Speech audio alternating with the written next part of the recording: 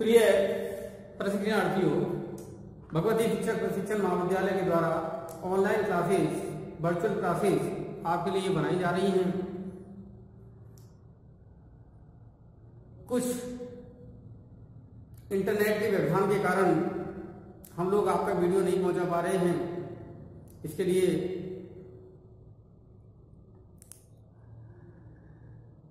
आपको कष्ट हो रहा होगा, किंतु हमारे द्वारा प्रयास लगातार जारी है।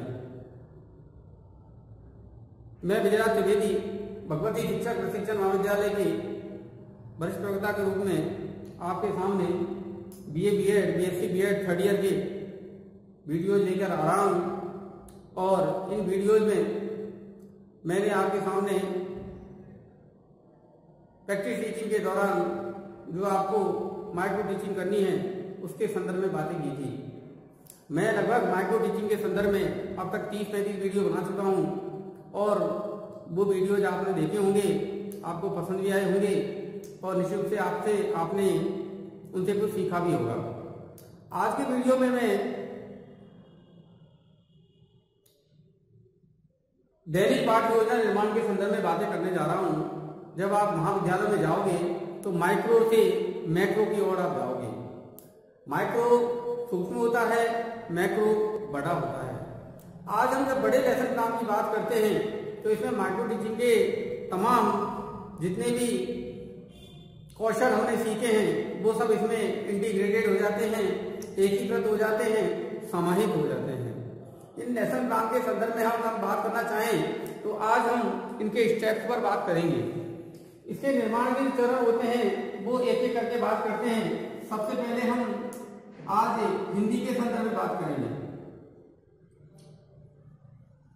हिंदी के संदर्भ में जब हम बात करना चाहते हैं तो हिंदी की अनेक विधाएं हैं। तो हिंदी की जो विधाएं हैं उनमें कौन कौन सी विधाएं हैं? एक है गद्य, यानी गद्य के लेसन अलग तरीके से बनाए जाते हैं। दूसरी है अपनी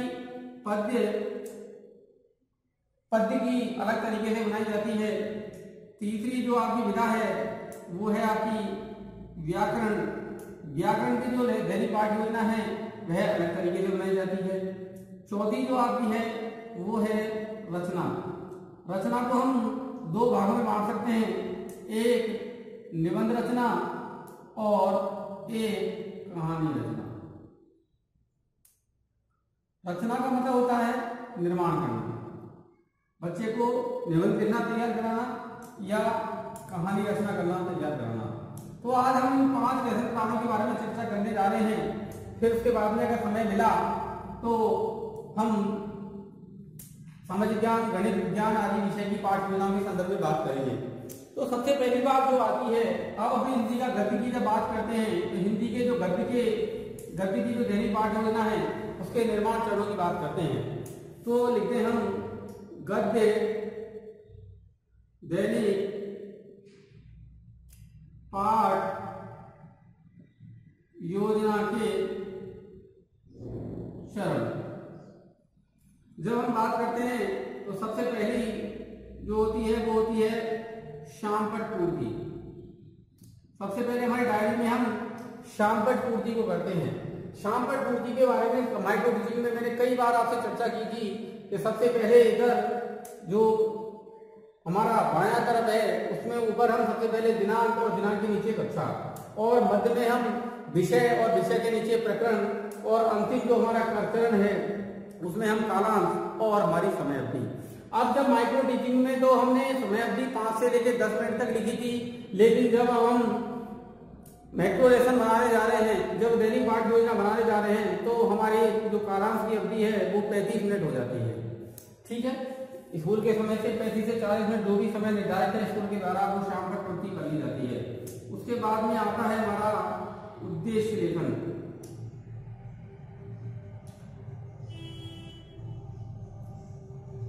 गद्य के जो उद्देश्य लेखन है उनको लिखा जाता है। उन उद्देश्यों में हमारे ज्ञानात्मक, अबोधात्मक, ठीक है ना, अर्धज्ञानात्मक जिसे हम कहते हैं अबोध को, वह, उसके बाद में हमारा जो अभिव्यक्ति है वो आ जाता है। फिर उसके बाद में हमारा जो अभिरुचि है और अंत में हमारा अभिव्यक्ति है। हम इन 5 उद्देश्यों के साथ में हिंदी की गद्य लेसन पाठ्य योजना बनाते हैं। तो इनके संदर्भ में मैंने माइक्रो टीचिंग में समझा दिया गया था, और जब इनके हम विशेष पाठ योजना बनाना सिखाएंगे आपको, तब इन सब के बारे में खोल करके सिखाएंगे। फिर जब इसके बाद में हमारा जब उद्देश्य लेखन हो जाता है, तो उसके बाद में हम शिक्षण सहायक सामग्री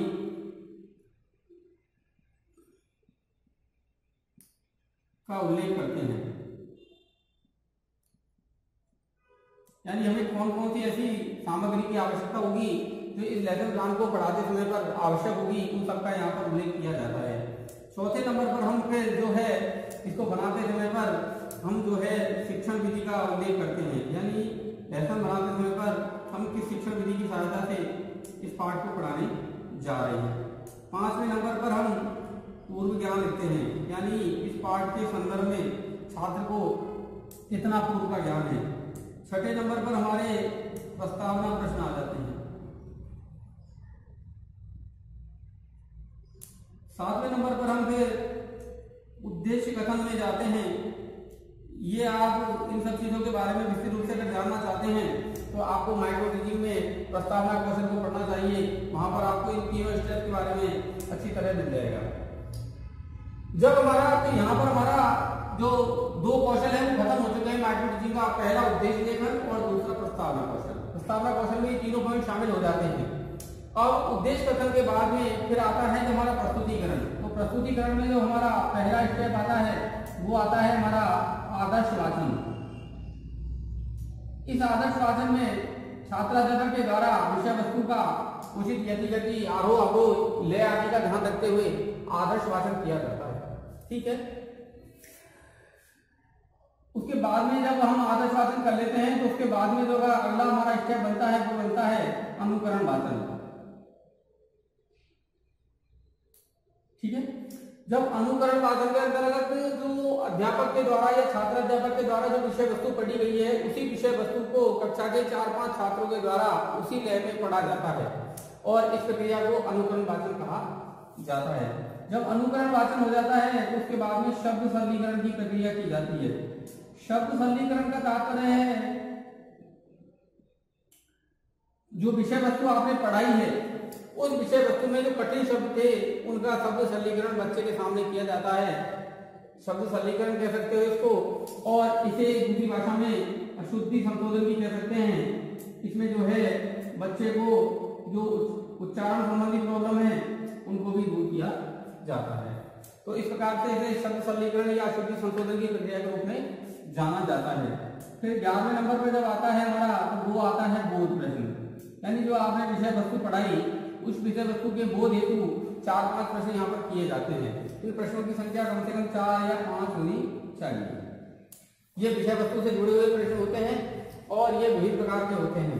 इनका उत्तर निश्चित होता है और बच्चा विषय वस्तु में से ही ढूंढकर इनके उत्तर दे सकता है। तो ये आपके समझ में आ गया होगा बोध प्रश्न।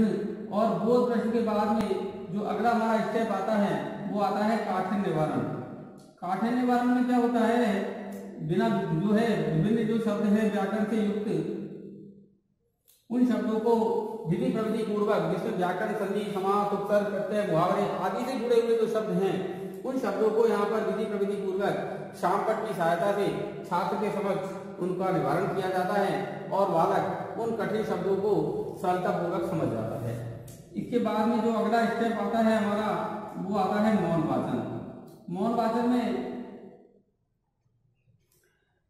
छात्र अध्यापक के द्वारा कक्षा के सभी छात्रों को उस विषय वस्तु का मन ही मन वाचन करने का निर्देश दिया जाता है और स्वयं कक्षा में घूम घूम करके उसका निरीक्षण करता है। जब हम अगले स्टेप की बात करते हैं तो अगला आता है हमारा विचार विश्लेषण प्रश्न।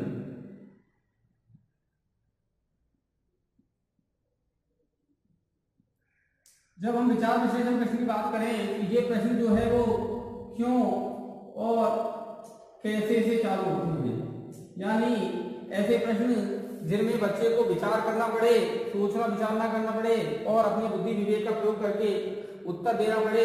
हम बच्चे के मन के विचारों को जानने के लिए इस प्रकार के प्रश्नों को करते हैं। ठीक है, तो ये हमारे समझ में आ गया होगा। और फिर अगले स्टेप पर जो है अंत में जाकर के हम जो है पुनरावृत्ति या मूल्यांकन प्रश्न पूछते हैं। पुनरावृत्ति या मूल्यांकन प्रश्नों को हम पूछते हैं। ये लपेट ट्रक की सहायता से पहले से ही घर से लिख करके ले जाए जाते हैं और कक्षा में अंत में इनको टांग दिया जाता है और बच्चा इनके जवाब देकर के पूरे पाठ की पुनरावृत्ति कर लेता है। और अंत में गृह कार्य और अंतिम स्थिति पे निरीक्षक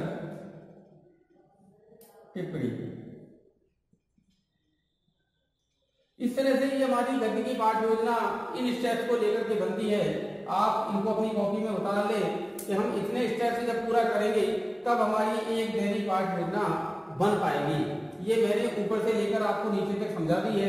इतने सारे स्टेप्स इसमें होते हैं और ये परीक्षाओं में भी प्रश्न आते हैं कि गद्य पाठ योजना के चरणों को स्पष्ट कीजिए या गद्य पाठ योजना के स्टेप्स को बताइए या उनका वर्णन कीजिए। ऐसा प्रश्न भी आता है गद्य या दैनिक गद्य पाठ योजना या दैनिक पाठ योजना गद्य पाठ योजना में पद्य पाठ योजना में क्या अंतर है, ऐसा प्रश्न भी आता है। तब आपको ये स्टेप्स बहुत काम आने वाले हैं। तो आपके गद्य दैनिक पाठ योजना के चरण आप समझ में आ गए होंगे। इतने चरणों को लिखने के बाद में हम हमारी पाठ योजना का निर्माण कर सकते हैं। अब हम जब पद्य की बात करते हैं तो पद्य में यहाँ तक तो सेम रहता है, यहाँ से बदलते हैं। अब यहाँ से बदलते हैं तो यहाँ से क्या क्या स्टेप बदलते हैं उनके बारे में हम चर्चा करने वाले हैं। देखिए गद्य दैनिक पाठ योजना और पद्य दैनिक पाठ योजना लगभग ही समान होती है, लेकिन जो प्रस्तुतिकरण है वो बदल जाता है। प्रस्तुतिकरण कहाँ से चालू होता है? आदर्श वाचन से, ठीक है ना। तो वो बदल जाता है क्योंकि गद्य को पढ़ना पड़ता है और पद्य को गाना पड़ता है, गायन करना पड़ता है लय के साथ में, ठीक है ना। तो इसी प्रकार से तो इनकी थोड़े से स्टेप्स में अंतर है।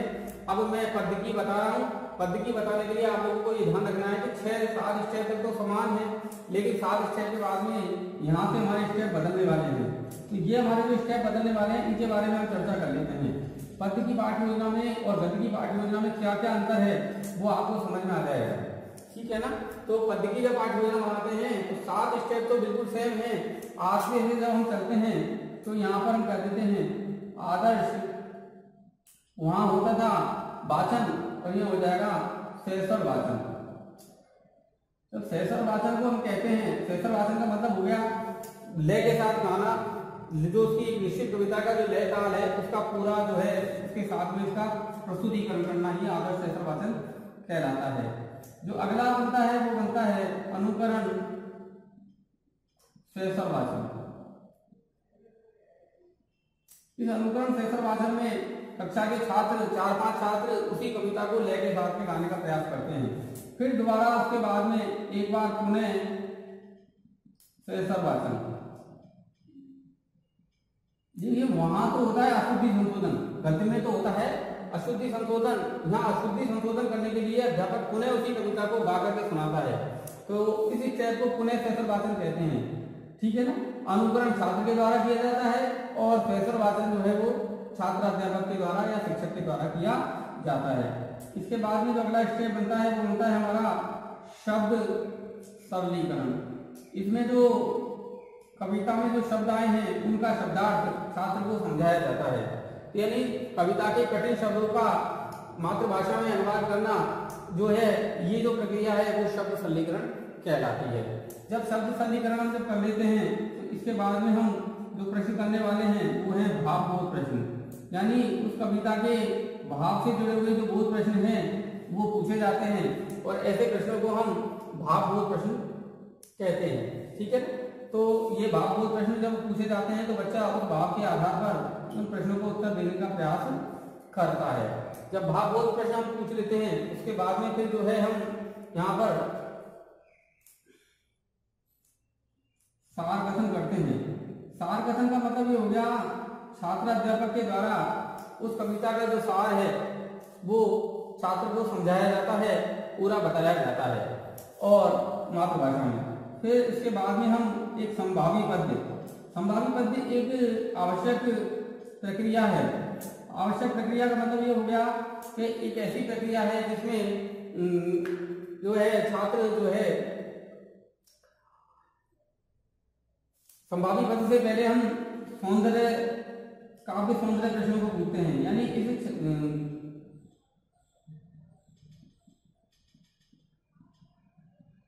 कविता के छंद, अलंकार, रस आदि से जुड़े हुए जो प्रश्न हैं उनको हम काव्य सौंदर्य प्रश्न कहते हैं। ये सार कथन के बाद में बताए जाते हैं। सार कथन का तात्पर्य ये हो गया कि अध्यापक के द्वारा कविता का जब सौंदर्यकरण सार कथन में बता दिया जाता है, उस सौंदर्यकरण से जुड़े हुए प्रश्नों को वो छात्र जवाब दे पाता है। अगला जो स्टेप है वो है हमारा संभावी पद्य प्रस्तुतिकरण, यानी मूल पद्य से जुड़ी हुई, मूल पद्य से समान भाव रखने वाली कोई कविता का प्रस्तुतिकरण किया जाता है। यह कविता 4 लाइन से 8 लाइन तक की हो सकती है। यह मूल पद्य से जुड़ी हुई होती है। तो मूल पद्य से जो कविता जुड़ी हुई प्रस्तुत की जाती है उसे हम संभावी पद्य कहते हैं। और अंत में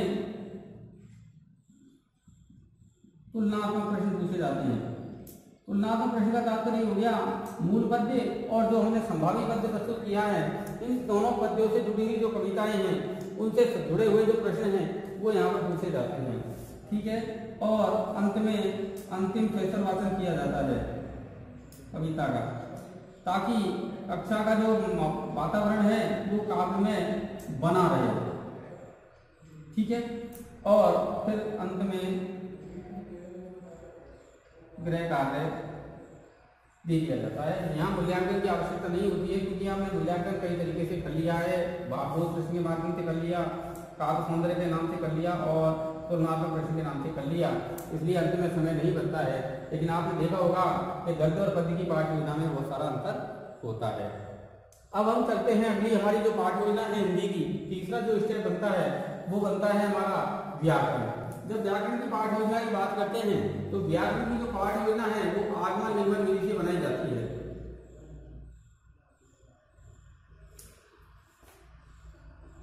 तो इसमें बाकी कोई 7 स्टेप तो सभी में समान रहते हैं, प्रस्तुतिकरण से ही बदलता है। तो फिर वापस हम प्रस्तुतिकरण से इसको बदलने का प्रयास करते हैं। प्रस्तुतिकरण करने के लिए सबसे पहले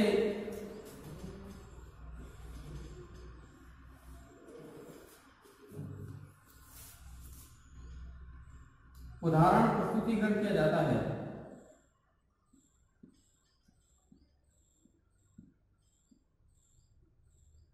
कितने उदाहरण?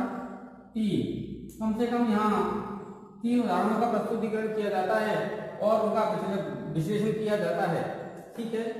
जब उदाहरण प्रस्तुतिकरण कर दिए जाते हैं 3, एक उदाहरण को प्रस्तुत करने में लगभग 2 से 3 मिनट का समय लगता है। तो ये 3 उदाहरणों को विश्लेषण करने में छात्रों की सहायता से कम हमें 10 मिनट का समय लगता है। तो हम 10 मिनट में हमारे उदाहरणों को प्रस्तुतिकरण कर सकते हैं। इसमें हम श्यामपट्ट की सहायता से, उदाहरण चार्ट की सहायता से या जो है आलेख पट्टिकाओं की सहायता से हम इसका प्रस्तुतिकरण कर सकते हैं। जब हम उसके उदाहरण प्रस्तुतिकरण कर लेते हैं तो उसके बाद में हम नियमीकरण की प्रक्रिया अपनाते हैं। नियमीकरण का तात्पर्य ये हो गया कि इन उदाहरणों में ऐसा क्या नियम बाहर निकल करके आया वो पहचानने की कोशिश की जाती है और उसी नियम को पहचानना ही नियमीकरण कहलाता है। यह अध्यापक के द्वारा छात्रों की सहायता से किया जाता है। जो अगला हमारा 10वां स्टेप बनता है वो बनता है परिभाषीकरण। तो यानी व्याकरण के जिस टॉपिक को पढ़ाया जा रहा है उसकी परिभाषा छात्र अध्यापक के द्वारा चार्ट की सहायता से, परिभाषीकरण में श्यामपट्ट की सहायता से छात्र के समक्ष प्रस्तुत की जाती है। तो उदाहरण के बाद नियमीकरण और नियमीकरण के बाद परिभाषीकरण, और परिभाषीकरण के बाद में जो अगला स्टेप हमारा बनता है वो दोबारा बनता है उदाहरण प्रस्तुतिकरण। और इन उदाहरणों को छात्र हल करता है। तो आगमन निगमन जो विधि होती है उसमें उदाहरण प्लस नियम ये तो कहलाती है आपकी आगमन, और नियम प्लस उदाहरण आपकी कहलाती है निगमन। इन दोनों को अगर एक बार ही प्रेजेंट कर दिया जाए तो ये बन जाएगी उदाहरण, नियम और उदाहरण, और इसी को हम आगमन निगमन कहेंगे। तो सबसे पहले उदाहरण आ गया, फिर नियम आ गया और फिर उदाहरण आ गया। तो ये आगमन निगमन विधि हो गई। और बाद में जो स्टेप है उसे हम पुनरावृत्ति या मूल्यांकन प्रश्न पूछते हैं। ठीक है। और अंत में गृह कार्य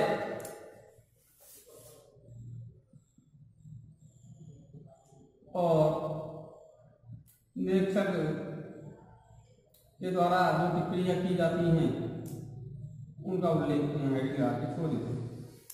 तो इस प्रकार से आपने व्याकरण की पाठ योजना के बारे में सुना। व्याकरण की जो पाठ योजना है वो भी जो है प्रस्तुतिकरण के बाद बदल जाती है, यानी 7 स्टेप सब में सेम रहते हैं और 8वें नंबर के स्टेप से बदल जाती है। जब हम रचना की बात करते हैं तो रचना का जो स्टेप है वो दोनों की विधियां अलग अलग है। तो पहले हम कहानी रचना की बात कर लेते हैं। तो कहानी रचना की जब हम बात करते हैं तो कहानी रचना की जब बात करते हैं तो 7 नंबर के स्टेप तो सब में सेम होते हैं। 8वें नंबर पर क्या होता है कि कहानी को जो विधि होती है इसमें वो ज्यादातर हम लोग चित्र विधि का प्रयोग करते हैं। चित्र विधि का प्रयोग करने का मतलब ये आना हो गया कि जो है हम चित्रों के माध्यम से छात्र को कहानी बनाना सिखाते हैं। जैसे प्यासा कौवा, फर्सी क्रो या लालची गुड़िया, ये ऐसी जो कहानियां आपने अंग्रेजी में पढ़ी है या हिंदी में पढ़ी है, ऐसी कहानियों की रचना करना सिखाया जाता है। इन कहानियों को चित्र विधि के माध्यम से समझाया जाता है। तो जब 8वें नंबर में जाता है तो चित्र का प्रस्तुतिकरण, यानी उस कहानी को 3 चित्रों के रूप में या 4 चित्रों के रूप में प्रस्तुत किया जाता है। तो सबसे पहले यहाँ पर ठीक है जो है चित्र संबंधी प्रश्न पूछे जाते हैं, यानी कहने का मतलब है विकासात्मक प्रश्न पूछे जाते हैं। कहानी का विकास करने के लिए विकासात्मक प्रश्न किए जाते हैं। फिर उसके बाद में कहानी कथन कहाँ किया जाता है। कहानी कथन का मतलब हो गया इसका जो अगर हम 3 चित्रों से पढ़ा रहे हैं तो 1/3 कहानी का स्टेप उस चित्र से जो जुड़ा हुआ है प्रथम चित्र। जैसे मान के चलो कि एक जो है चित्र हमने प्रस्तुत किया और यहाँ इसमें कौवा बैठा हुआ है हमारा,